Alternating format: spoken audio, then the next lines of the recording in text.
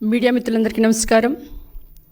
మొన్న మే 2న పిఎం నరేంద్ర మోడీ గారి చేతుల మీదుగా అమరావతి పునర్నిర్మాణ పనులు అత్యంత వైభవంగా, అత్యంత ఘనంగా, కన్నుల పండగ, మరి ప్రపంచానికి చాటి చెప్పే మాదిరిగా ఎంతో ఘనంగా, అది కూడా మన గౌరవ ముఖ్యమంత్రులు శ్రీ నారా చంద్రబాబు నాయుడు గారి ప్రతిష్ట, కష్టం, దీని వెనుక ఎంతో ఉంది.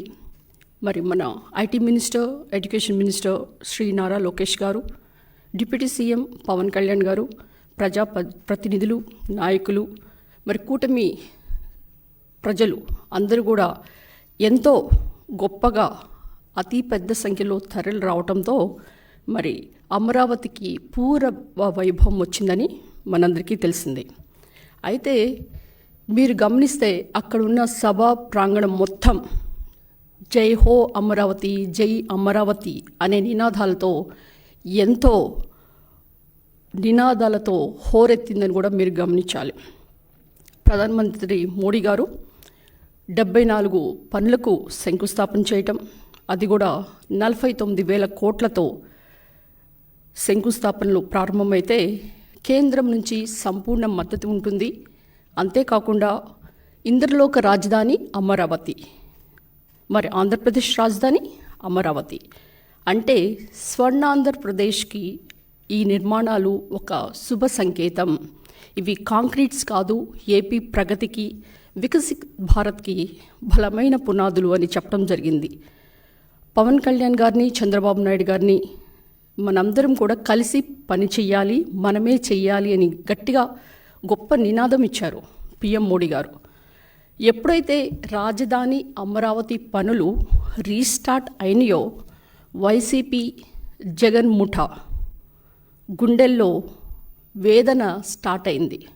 వెంటనే మరి మీరు గమనిస్తే అవినీతి విషపత్రిక సాక్షి పేపర్లో వాళ్ళ విలేకరి ఒకటి వ్యాసం రాస్తాడు. అదేంటంటే వేదనలో రాజ్యం, వేడుకలో రాజధాని. అసలు వేదనలో ఉంది ఎవరు? అశేష ప్రజానికం, నాయకులు, ఎన్డీఏ కూటమి ప్రజలందరూ కూడా తరలి వచ్చి పిఎం మోడీ చేతుల మీదుగా మరి అమరావతి పునర్నిర్మాణ ప్రారంభం అయితే మరి ప్రజలందరూ ఎంతో సంతోషంగా ఉంటే, గత ప్రభుత్వంలో మీరు గమనిస్తే కేసులు, ధన ప్రాణ నష్టాలు, ప్రజలు బిక్కుబిక్కుమంటూ బ్రతికిన రోజులు. మీరు ఒకసారి అసెంబ్లీ రికార్డ్స్ గమనిస్తే అప్పటి సీఎం జగన్మోహన్ రెడ్డి గారు ఏమన్నారు? నేను మాట తప్పను, మడమ తిప్పను, విశ్వసనీయతలు, విలువలు మా ప్రభుత్వానికి పెద్ద పెట్టు అని చెప్పే ఆయన అమరావతి మీద 30,000 ఎకరాలు కావాలని చెప్పి మరి ఆయన మాట తప్పాడా? అమరావతి విషయంలో మడమ తిప్పాడా? మరి ఈ విధంగా ఈ రివర్స్ అంటే ప్రజలను మభ్యపెట్టేటట్లు ఉన్నదాన్ని విక్రీకరించి మరి ఈ విధంగా రాయటం అనేది ఇక్కడ రాష్ట్ర ప్రజలు గమనించాలి. మీరు కనుక ఒకటి చలం గారు ఒక సూక్తి చెప్తారు. అదేంటంటే కృష్ణశాస్త్రి బాధ ప్రపంచానికి బాధ, శ్రీశ్రీ బాధ ప్రపంచానికి బాధ అని చెప్తారు. అంటే ఈ యొక్క సూక్తి అనేది సరిగ్గా జగన్మోహన్ రెడ్డి గారికి సరిపోద్ది. ఎందుకంటే ఇప్పుడు రాష్ట్ర ప్రజలందరూ కూడా సంతోషంగా ఉంటే మరి వేదనలో ఉంది, బాధలో ఉంది ఎవరు? జగన్మోహన్ రెడ్డి గారు. ఆయన చెప్పిన మాటలు అమరావతి గురించి ఏ విధంగా మరి అమరావతిని అటకెక్కిచ్చారో, పనులు ఏ విధంగా చేయకుండా మరి అమరావతిని కొల్లబడిచారో రాష్ట్ర ప్రజలందరూ దాన్ని గమనించాలి. మరి దుర్యోధనుని యొక్క అత్యాసే కురువంశం నాశనం.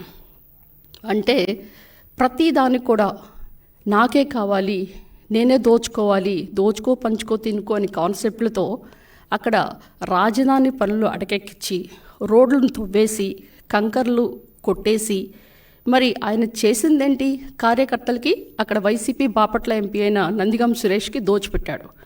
మరి ఒకసారి అందరూ కూడా ఒక దారిలో నడిస్తే ఉరిపి కట్టది మరొక దారి అంట. అంటే ఈయన జగన్మోహన్ రెడ్డి గారు ఏం చేస్తారండి? కల్తీ మద్యంతో రాష్ట్ర ప్రజల్ని కొల్లబొడిచేశారు. 30 లక్షల మంది ఆసుపత్రి పాలవటం, 30,000 మంది చనిపోవటం, అంతేకాకుండా 1,00,000 కోట్ల పైన కూడా మద్యం స్కామ్ బయటకు తీస్తుంటే దానికి ఉలిక్కిపడి మత కుల ప్రాంత విద్వేషాలని రెచ్చగొట్టి మరి ఏ విధంగా ఆయన అమరావతి క్యాపిటల్ వైభవాన్ని మరి పునఃప్రారంభమైతే దాన్ని ఏ విధంగా ఆయన రెచ్చగొట్టి రివర్స్ ఆర్టికల్స్ రాస్తున్నారో మీరు గమనించాలి. ఎందుకంటే ఎప్పుడైనా కానీ తమ కంట్లో ఉన్న దూలాన్ని కప్పిపెట్టి ఎదుటివాడి కంట్లో ఉన్న నలుసుని తీసే పనిలో ఉంటారు వైసీపీ బ్యాచ్ అంతా. ఎప్పుడు కూడా వాళ్ళు చేసే విష ప్రచారం ఎలా ఉంటుందంటే దొంగే దొంగ అన్నట్లు మరి ఎప్పుడు కూడా వాళ్ళు ఒక అబద్ధాన్ని చెప్పి ప్రజలను మభ్యపెట్టడం. అంతేకాకుండా ఇప్పుడున్న ఎస్టిమేట్స్ని మీరు గమనిస్తే ఎస్టిమేట్స్ పెరిగినాయి అని చెప్తే వాళ్ళు రిషికొండకి మరి 1 స్క్వేర్ ఫీట్కి ఎంత ఖర్చు పెట్టారమ్మా? 20,000 పైన ఖర్చు పెట్టారు. అంటే స్క్వేర్ ఫీట్కి 20,000 పైన ఖర్చు పెడితే మరి ఇప్పుడున్న అంచనాల ప్రకారం ఆ స్క్వేర్ ఫీట్ విలువ ఇంకా తక్కువ చేసి మరి ఎన్డీఏ ప్రభుత్వం చంద్రబాబు నాయుడు గారు ఈ నిర్మాణాలకి తను ప్రతిష్టగా దాన్ని పునర్నిర్మాణం చేస్తుంటే ఏ విధంగా ఆర్టికల్స్ రాస్తున్నారో మీరు గమనించాలి. ఒకే రాజధాని ఉంటుంది, ఇక్కడ వికేంద్రీకరణ ఉండదు, అంతేకాకుండా రాజధానినే కడతారు, పోలవరమే కడతారు, ఇక్కడ పనులేం కావని చెప్తుంటే దెయ్యాలు వేదాలు వాళ్ళు ఇస్తున్నట్లు ఉన్నాయి.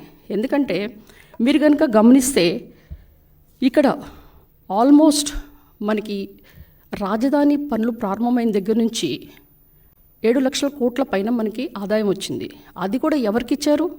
వెనుకబడిన ప్రాంతాలైన ఉత్తరాంధ్ర, రాయలసీమకి ఇచ్చారు. మరి గత ప్రభుత్వంలో నేను కూడా అప్పుడు ఎమ్మెల్యేగా ఉన్నా.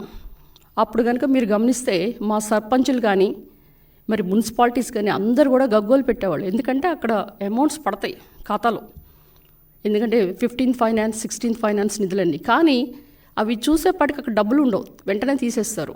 అంటే వికేంద్రీకరణ అంటే ఏ విధంగా వస్తుంటుంది అంటే సర్పంచులు కనీసం బ్లీచింగ్ పౌడర్ కూడా కొనలేని పరిస్థితి తీసుకొచ్చిన అధోగతి పాలు చేసి వాళ్ళ మీద గొడ్డలు వేటేసిన జగన్మోహన్ రెడ్డి ఈ విధంగా ఎలా మాట్లాడతారు?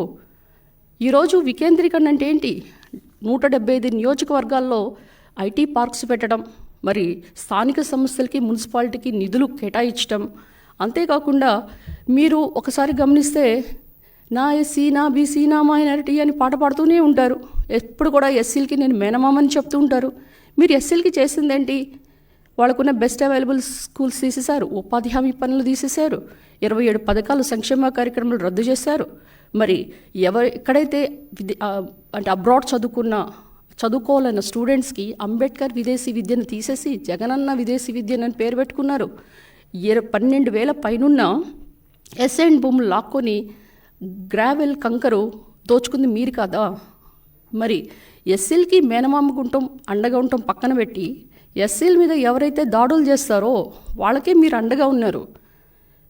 డ్రైవర్ సుబ్రహ్మణ్యాన్ని డోర్ డెలివరీ అంటే జొమాటో స్విగ్గీ లాగా డోర్ డెలివరీ చేసి నేనే చంపాను అని ఎమ్మెల్సీ అనంతబాబు చెప్తుంటే ఆయన పక్కన కూర్చోబెట్టుకుని సన్మానాలు చేసుకుంటారు. ఒక డాక్టర్ సుధాకర్ ఆయన ఏం అడిగాడు? అనెస్థెటిస్ట్ థియేటర్లో కరోనా టైంలో మాస్క్ కావాలని అడిగితే ఆయన మీరు ఏ విధంగా మరి ఆత్మహత్య చేసుకొని చనిపోయే మాదిరిగా చేసింది మీరు కాదా? మరి మాస్క్ పెట్టుకోలేదని చీరాల కిరణ్ని ఏ విధంగా చనిపోయాడు? మీ అక్రమాలను ప్రశ్నించిన అనితారాణి ఏమైంది? డాక్టర్ అచ్చెన్న ఏమయ్యారు? కావలి కరుణాకర్ ఏమయ్యారు? మరి మీ మద్యం ధరలు పెరిగితే ఆ యొక్క మద్యం ధరలు పెంచొద్దు అని అడిగిన ఓం ప్రతాప్ని మీరేం చేశారు? అంటే మీ హయాంలో దళితులకు అండగా లేకుండా దళితుల్ని కుళ్ళబొడిచి వాళ్ళ మీద విస్తృతమైన ఎస్సీల మీద ఎస్సీ ఎస్టీ కేసులు పెట్టిన ఘనత జగన్మోహన్ రెడ్డి. అంటే ఈ విధంగా మనం చూస్తే మీరేం చెప్తారు? కనీసం డప్పు కళాకారులకి చంద్రబాబు నాయుడు గారు పెన్షన్ ఇస్తే ఆ పెన్షన్ కూడా పీకేశారు కదా. ఈ